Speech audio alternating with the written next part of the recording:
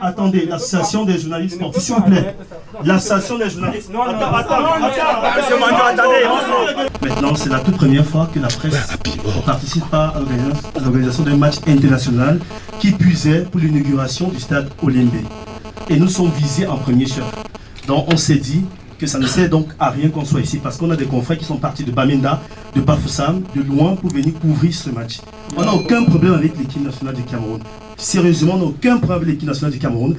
Ainsi en a décidé l'ensemble de la presse sportive camerounaise ce vendredi au stade Amadou Ahidjo de Yaoundé.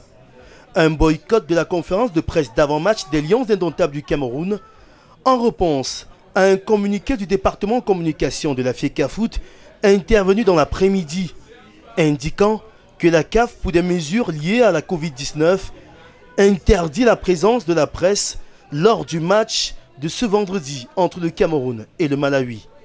Qu'est-ce qu'on cache? Qu'est-ce qu'on cache? S'il y a des choses qu'on cache, qu'on nous dise clairement. Nous sommes une presse qui veut rendre compte, une presse qui est derrière sa sélection nationale. Et on se demande bien qu'est-ce que la fédération et peut-être le ministère des Sports et de l'Éducation physique sont en train de cacher autour de cette rencontre. Mais voilà un match international qu'on organise là-bas à Olembe sans inauguration. Et moi j'ai vite compris qu'on était en train de cacher quelque chose. Un membre du staff des Lions indomptables a tout fait de réagir. C'est vous qui relayez le message aux Camerounais. Si les Camerounais ne sont pas présents, je ne vois pas qu'est-ce que nous on va faire sur le terrain si les Camerounais ne sont pas avec nous. Que cachent ces multiples interdictions? Pourtant hier, mercredi, la RCA a reçu le Cap-Vert au stade de Japoma avec la présence de la presse dans les gradins munis de leurs tests négatifs à la Covid-19. Y a-t-il anguille sous roche au stade d'Olembe?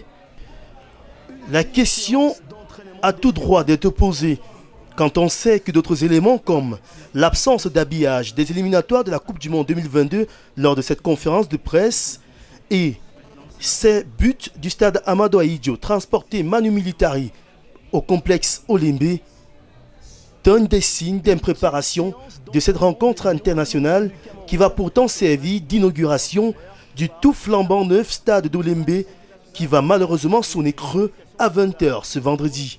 Et que dire des journalistes venus du Malawi pour l'occasion?